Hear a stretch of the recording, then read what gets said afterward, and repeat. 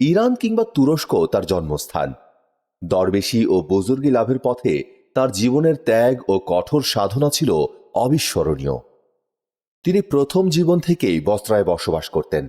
জীবনের প্রথম অবস্থায় অত্যন্ত সম্পদশালী ব্যক্তি ছিলেন। তার অর্থ উপার্জনের প্রধান মাধ্যম ছিল সুদের কারবার।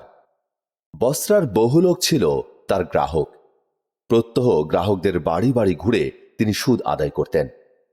কিছু না কিছু সুদ আদায় না করে তিনি ঘরে ফিরতেন না। সুদের সঙ্গে তিনি গ্রাহকদের বাড়িতে যাতায়াতের খরচ পর্যন্ত আদায় করে ছাড়তেন। একবার তিনি সুদ আদায় করবার জন্য এক গ্রাহকের বাড়িতে গেলেন। সেদিন গ্রাহক বাড়িতে ছিলেন না। তার স্ত্রী বলল, আমার স্বামী তো বাড়িতে নেই, আর আপনাকে দেবার মতো আমার ঘরে কিছুই নেই। তিনি শুনে বললেন, টাকা না থাকে তো ঘরে কোনো জিনিসপত্রও কি নেই? যা আছে তাই দিয়ে দাও। স্ত্রীলোকটি বলল, ঘরে একটি ছাগলের মাথা আছে। যদি আপনি পছন্দ করেন তাহলে ঋণের টাকার সুদ বাবদ আমি তাই দিয়ে দিতে পারি। হাবিব বললেন, আচ্ছা, তাই দিয়ে দাও। অতঃপর তিনি ওই ছাগলের মাথাটি নিয়েই বাড়ি ফিরলেন। বাড়ি ফিরে স্ত্রীকে বললেন, আজ এক গ্রাহকের কাছ থেকে সুদের বদলে একটি ছাগলের মাথা নিয়ে এসেছি, এটি উত্তম রূপে রান্না করো। তার স্ত্রী বলল, ঘরে যে আজ আটা এবং লাকড়িও নেই। এ কথা শুনে আরেক গ্রাহকের বাড়িতে গিয়ে হযরত হাবিব আজমি রহমতুল্লাহ আলাইহি আটা ও লাকড়ি নিয়ে এসে স্ত্রীর কাছে দিলেন। স্ত্রী সেই ছাগলের মাথাটি খুব ভালোভাবে রান্না করে স্বামী হাবিবকে খেতে দিলেন। তিনি আহার করতে বসে গেলেন। ঠিক এমন সময় এক ভিক্ষুক ঘরের দরজায় দাঁড়িয়ে কিছু খাবার প্রার্থনা করল। হাবিব ভিক্ষুককে বলে দিলেন, এখানে কিছুই মিলবে না। এখন ঘরে যা কিছু আছে তা দিলেও তোমার পেট ভরবে না। পক্ষান্তরে আমারও অসুবিধা হবে। ভিক্ষুক আর দ্বিরুক্তি না করে চুপ করে সেখান থেকে চলে গেল। এদিকে হাবিবের স্ত্রী ছাগলের মাথার গোশত পেয়ালায় ঢেলে আশ্চর্য হয়ে গেল। পেয়ালায় ঢালা মাত্র সব গোশত ও ঝোল রক্তে পরিণত হয়ে গেল। সে তার স্বামীকে বলল, দেখো তো কি ব্যাপার, গোশত এরূপ রক্তে পরিণত হলো কেন? এই বিস্ময়কর দৃশ্য প্রত্যক্ষ করে হঠাৎ হাবিবের মনে ভাবান্তর উপস্থিত হল। কি কারণে এই অবস্থা হলো তার বুঝতে তার বাকি রইল না। ভয়ে তার প্রাণ কেঁপে উঠল। তিনি তখন তার স্ত্রীকে বললেন, ওগো, এ আমার এতদিনের কুকাজের ফল। আমি এই মুহূর্তে প্রতিজ্ঞা করছি সুদের কারবার আর করব না। নিশ্চয়ই মহান আল্লাহ আমার প্রতি গজব নাজিল করবেন এবং এই ঘটনা তার প্রাথমিক সংকেত। এর পরদিন তিনি সুদের বদলে আসল টাকা আদায়ের উদ্দেশ্যে কতিপয় গ্রাহকের সাথে সাক্ষাৎ করতে ঘর হতে বের হয়ে পড়লেন। কিছু দূর যাবার পর তিনি দেখলেন কয়েকটি বালক খেলাধুলা করছে, কিন্তু তারা তাকে দেখা মাত্র বলে উঠল, এই যে সুদখোর হাবিব আসছে, চল আমরা শীঘ্র সরে পড়ি, নইলে এর দেহের বাতাস আমাদের গায়ে লাগলে আমরাও এর মতো ঘৃণিত মানুষ রূপে পরিণত হব। এই বলে সত্যিই তারা দূরে সরে গেল। বালকগুলোর কথা হাবিবে আজমির কানে গেলে তিনি লজ্জায় ও দুঃখে মরে যেতে চাইলেন। তার মনে এমনই ধিক্কার ও অনুশোচনা জেগে উঠল যে দুনিয়া তার কাছে একেবারে মিথ্যা প্রতিপন্ন হল। গ্রাহকদের সাথে দেখা করার ইচ্ছা তখনই তার মন থেকে দূর হয়ে গেল। তিনি পথ পরিবর্তন করে হযরত হাসান বসরি রহমতুল্লাহ আলাইহির দরবারের পথ ধরলেন। হযরত হাসান বসরি রহমতুল্লাহ আলাইহি তাকে কতগুলো মূল্যবান উপদেশ দান করে তওবা পড়িয়ে দিলেন। সেখান থেকে বিদায় নিয়ে ঘরে প্রত্যাবর্তনের পথে দূর থেকে তিনি তার এক গ্রাহককে দেখতে পেলেন। গ্রাহক তাকে দেখে পলায়নের উপক্রম করল।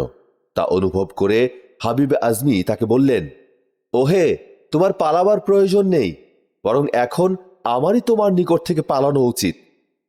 এরপর একদিন তিনি পথে বের হয়েছেন। এদিনও পথে তিনি কতগুলো বালককে দেখলেন, তারা খেলায় লিপ্ত রয়েছে। যেই মাত্র তারা হযরত হাবিবে আজমি রহমতুল্লাহ আলাইহিকে দেখতে পেলেন, অমনি খেলা বন্ধ করে বলাবলি করতে লাগলো, এখন খেলা উচিত নয়, ওই যে দেখো তওবাকারী হাবিব এগিয়ে আসছেন, ধুলাবালি উড়ে তার গায়ে লেগে যেতে পারে, তাহলে আমরা খুবই গুনাহগার হব। তাছাড়া এভাবে আমাদেরকে খেলায় লিপ্ত দেখলে তিনি আমাদের প্রতি নাখোশ হবেন।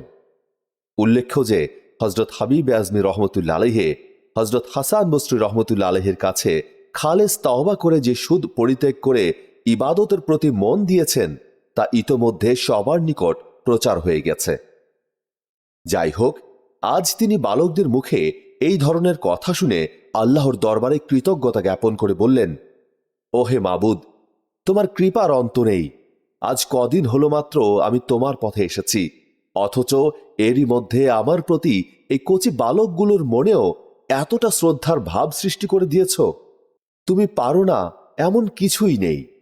পরদিনই হযরত হাবিবে আজমি সর্বত্র ঘোষণা করে দিলেন যে সকল লোক হাবিবের কাছে স্বর্ণ রৌপ্য বন্ধক রেখে সুদের টাকা ধার নিয়েছে, তারা যেন অতি শীঘ্রই তার কাছ থেকে সেই বন্ধকি মালগুলো ফেরত নিয়ে যায়, আর সেজন্য তাদেরকে ঋণের টাকা ফেরত দিতে হবে না।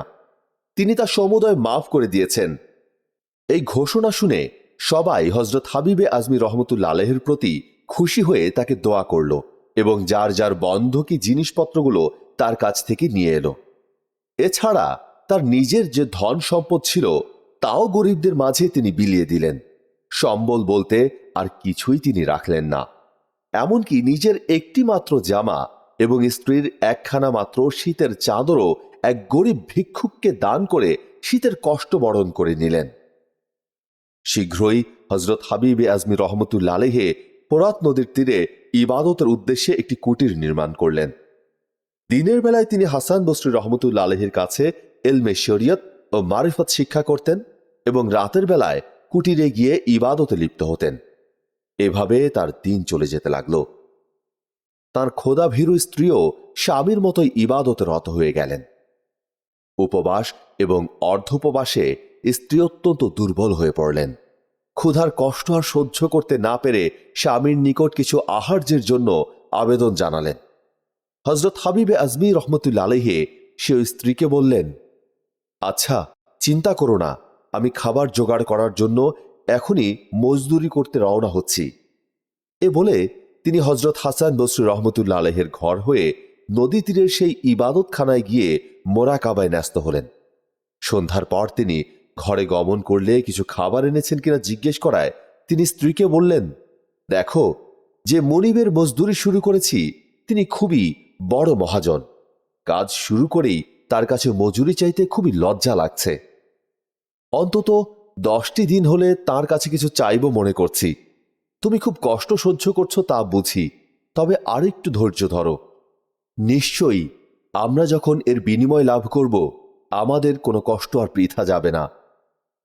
স্ত্রী স্বামীর জবাবে আর কিছু না বলে চুপ করে রইলেন। সময় অতিবাহিত হতে লাগল। হাবিবে আজমি রহমতুল্লাহ আলাইহি তাঁর স্বাভাবিক নিরুদ্বিগ্নতার সাথে আল্লাহর ইবাদত করছেন।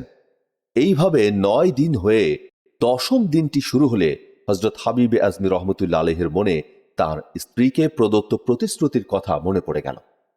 তিনি ভাবতে লাগলেন, আজ সন্ধ্যায় তিনি স্ত্রীর কাছে কি নিয়ে ঘরে ফিরবেন এবং গিয়ে কি বা তাকে বলবেন। এই ভেবে তার মন খুবই উদ্বিগ্ন হয়ে পড়ল। সর্বদর্শী আল্লাহ সবই জানেন, সবই দেখেন। তিনি নিজের দায়িত্ব পালনে কোনোদিন অবহেলা করেন না। হযরত হাবিবে আজমি রহমতুল্লাহ আলাইহির বিষয় যা করার তা তিনি নিজেই ব্যবস্থা করলেন।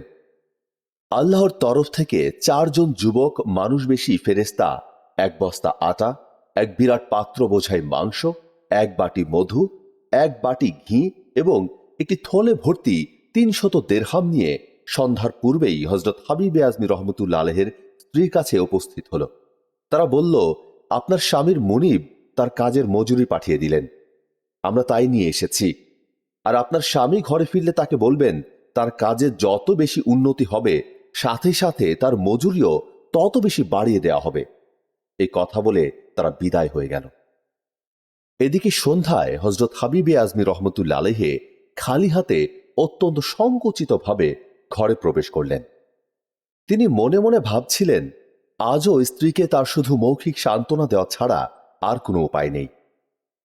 বিষণ্ণ মনে তিনি ঘরে প্রবেশ করলেন, কিন্তু ঘরে ঢোকা মাত্র স্ত্রীকে প্রফুল্ল দেখতে পেলেন। আর সারা ঘর থেকে তিনি উৎকৃষ্ট মধু এবং খাঁটি ঘিয়ের ঘ্রাণ পেতে লাগলেন। অত্যন্ত আশ্চর্য হয়ে তিনি স্ত্রীর কাছে জিজ্ঞেস করলেন, কি হে, ব্যাপার কি বলতো? স্ত্রী বলল, আপনার মনিব দেখা যায় অত্যন্ত ভালো লোক। এই বলে সে স্বামীর নিকট সব ঘটনা খুলে বলল। এ কথা শুনে হযরত হাবিবে আজমি রহমতুল্লাহ আলাইহি দয়াময় আল্লাহর উদ্দেশ্যে অসংখ্য শুকরিয়া আদায় করলেন এবং স্ত্রীকে বললেন, দেখো প্রিয়তম, একটু কষ্ট স্বীকার করে আল্লাহর উপর ভরসা করায় আল্লাহ আমাদেরকে কেমন নিয়ামত দিয়েছেন। বসরা নগরীর এক চৌরাস্তার পাশে ছিল হযরত হাবিবে আজমি রহমতুল্লাহ আলাইহির বাসগৃহ। তিনি প্রায়ই একটি চামড়ার জামা পরিধান করতেন। একদিন তিনি সেই চৌরাস্তার ওপর নিজের জামাটি খুলে রেখে কোথাও কোনো কাজে গেলেন। ইতিমধ্যে হযরত হাসান বসরি রহমতুল্লাহ আলাইহি ওই পথ দিয়ে যাওয়ার সময় সেই জামাটি দেখতে পেয়ে মনে করলেন, আত্মভোলা হাবিব হয়তো ভুলে এখানে জামাটি ফেলে গিয়েছে। তা এভাবে পথে পড়ে থাকলে কেউ হয়তো নিয়ে যেতে পারে। এ আশঙ্কায় তিনি সেখানে পায়চারি করতে লাগলেন। ইতোমধ্যে হযরত হাবিবে আজমি রহমতুল্লাহ আলাইহি আবার ফিরে এসে দেখতে পেলেন হযরত হাসান বসরি রহমতুল্লাহ আলাইহি জামাটির কাছে পায়চারি করছেন। হযরত হাবিবে আজমি রহমতুল্লাহ আলাইহি তখন হযরত হাসান বসরি রহমতুল্লাহ আলাইহিকে জিজ্ঞেস করলেন, ওহে ইমামুল মুমিনিন, আপনি কি উদ্দেশ্যে একাকী এখানে ঘোরাফেরা করছেন? হযরত হাসান বসরি রহমতুল্লাহ আলাইহি বললেন, ওহে মন ভোলা হাবিব, তুমি কার উপর ভরসা করে জামাটি ফেলে গিয়েছিলে? হযরত হাবিবে আজমি রহমতুল্লাহ আলাইহি বললেন, যিনি আপনাকে এর পাহারায় নিযুক্ত করেছেন আমি তারই ওপরে নির্ভর করেছিলাম। তার উত্তর শুনে হযরত হাসান বসরি রহমতুল্লাহ আলাইহি অত্যন্ত খুশি হলেন। এরপর একদিন হযরত হাসান বসরি রহমতুল্লাহ আলাইহি দজলা নদীর তীরে পৌঁছে নদী পার হওয়ার জন্য নৌকার অপেক্ষা করছিলেন। এমন সময় কোথা থেকে হযরত হাবিবে আজমি রহমতুল্লাহ আলাইহি সেখানে এসে পড়লেন। তিনি হযরত হাসান বসরি রহমতুল্লাহ আলাইহিকে নদীর তীরে এভাবে পায়চারি করতে দেখে জিজ্ঞেস করলেন, এখানে কি করছেন? হযরত হাসান বসরি রহমতুল্লাহ আলাইহি বললেন, নদী পার হওয়ার জন্য নৌকার অপেক্ষা করছি। হযরত হাবিবে আজমি রহমতুল্লাহ আলাইহি বললেন, কেন ওস্তাদজি? আপনি তো আমাকে শিক্ষা দিয়েছেন অন্তর পরিষ্কার রেখে পানির ওপর দিয়ে হেঁটে রওনা করবে, পানিতে তোমার পা ডুববে না। আমি তো তা পরীক্ষা করে দেখেছি। এই বলে তিনি পানির ওপর দিয়ে হেঁটে নদী পার হয়ে গেলেন। হযরত হাবিবে আজমি রহমতুল্লাহ আলাইহির এই ঘটনা দেখে হযরত হাসান বসরি রহমতুল্লাহ আলাইহি বেহুশ হয়ে পড়ে গেলেন। কিছুক্ষণ পর তার হুঁশ ফিরে এলে হযরত হাবিবে আজমি রহমতুল্লাহ আলাইহি তাকে জিজ্ঞেস করলেন, হুজুর, আপনার কি হয়েছিল? উত্তরে তিনি বললেন, আমার শাগরেদ হাবিব আমার নিকট থেকে উপদেশ লাভ করে সেই অনুযায়ী আমল করে অনায়াসে নদী পার হয়ে গেল, কিন্তু আমি তাতে সক্ষম হলাম না। আমার মনে হঠাৎ রোজ কিয়ামতের কথা স্মরণ হলো। পুলসিরাত পার হতে যদি আমি অক্ষম হয়ে পড়ি তাহলে আমার কি হবে? এরপর অন্য একদিন হযরত হাবিবে আজমি রহমতুল্লাহ আলাইহির সাথে হযরত হাসান বসরি রহমতুল্লাহ আলাইহির সাক্ষাৎ হলে তিনি তাকে জিজ্ঞেস করলেন, হাবিব, তোমার সেদিনকার যোগ্যতা দেখে আমি তো অবাক হয়ে গিয়েছি। বলতো, কোন আমল দ্বারা তুমি এ যোগ্যতা অর্জন করেছ? হযরত হাবিবে আজমি রহমতুল্লাহ আলাইহি বললেন, হুজুর, আপনি তো একদিন এরূপ শিক্ষা দান করেছিলেন যে মন থেকে হিংসা বিদ্বেষ দূর করো, দুনিয়াবি মায়া মহব্বত মন থেকে মুছে ফেলো, বিপদ আপদকে সম্পদ মনে করো এবং সবই আল্লাহর মর্জিতে হয় বলে মনে প্রাণে বিশ্বাস করো। এরপর আল্লাহর নাম স্মরণ করে যা ইচ্ছা তাই করতে পারবে। হযরত হাবিবে আজমি রহমতুল্লাহ আলাইহির এই কথা শুনে হযরত হাসান বসরি রহমতুল্লাহ আলাইহি মনে মনে বললেন, ওহে মাবুদ, অনেকেই তো আমার কাছ থেকে শিক্ষা গ্রহণ করে ফায়দা হাসিল করল, কিন্তু আমি নিজে যে অযোগ্যই রয়ে গেলাম। প্রিয় শ্রোতা, উল্লেখিত এই ঘটনা শুনে কারো মনে যদি এরূপ ধারণার সৃষ্টি হয় যে হযরত হাসান বসরি রহমতুল্লাহ অপেক্ষা হযরত হাবিবে আজমি রহমতুল্লাহ আলাইহি বেশি মর্যাদাশালী ও বড় অলি ছিলেন, তাহলে তা ভুল হবে। কেননা আল্লাহর দরবারে ইলমের মর্যাদা অনেক বেশি, আর সেজন্য তিনি হযরত রাসূল পাক সাল্লাল্লাহু আলাইহি ওয়াসাল্লামকে সম্বোধন করে বলেছিলেন, হে নবী, আপনি প্রার্থনা করুন, রব্বি জিদনি ইলমা, অর্থাৎ হে আমার প্রতিপালক, আপনি আমার ইলম বৃদ্ধি করে দিন। হযরত সুলাইমান আলাইহিস সালাম একজন বিশিষ্ট নবী ও প্রবল পরাক্রান্ত বাদশাহ ছিলেন। মানুষ তো বটেই, এমনকি জিন, পরী, দৈত্য, দানব, পশু পাখি, বাতাস পর্যন্ত তার তাবেদার ছিল। অথচ তিনি অনুবর্তী ছিলেন হযরত মূসা আলাইহিস সালামের। তাকে রীতিনীতি মেনে চলতে হতো হযরত মূসা আলাইহিস সালামের তাওরাত কিতাবের। এরই ভিত্তিতে বোঝা গেল যে কারামতের দিক থেকে হজরত হাবিবে আজমি রহমতুল্লাহ আলহের স্থান খুবই উঁচু হলেও ইলমে মারেফাত, হাকিকত, তরিকত ও শরীয়তের সামগ্রিক বিচারে হজরত হাসান বসরি রহমতুল্লাহ আলহি ছিলেন শ্রেষ্ঠ। জগতে প্রচলিত ও পরিচিত তরিকাদ্বয় চিশতিয়া ও কাদেরিয়া এর প্রচলন হজরত আলী রাদিয়াল্লাহু তাআলা আনহু হতে হজরত হাসান বসরি রহমতুল্লাহ আলহের মাধ্যমে হয়। এরপর হজরত হাসান বসরি রহমতুল্লাহ আলহি হতে হজরত হাবিবে আজমি রহমতুল্লাহ আলহের মধ্য দিয়ে যে গুপ্ত জ্ঞানের ঝর্ণাধারা প্রবাহিত হয় তা পরবর্তীতে কাদেরিয়া তরিকা নাম ধারণ করে জগৎব্যাপী প্রচলিত হয়। দ্বীনে মুহাম্মদীর ইলমে মারিফাত তথা প্রভু জ্ঞানের জগতে হজরত হাবিবে আজমি রহমতুল্লাহ আলহের নামটি চিরভাস্বর হয়ে থাকবে চিরকাল।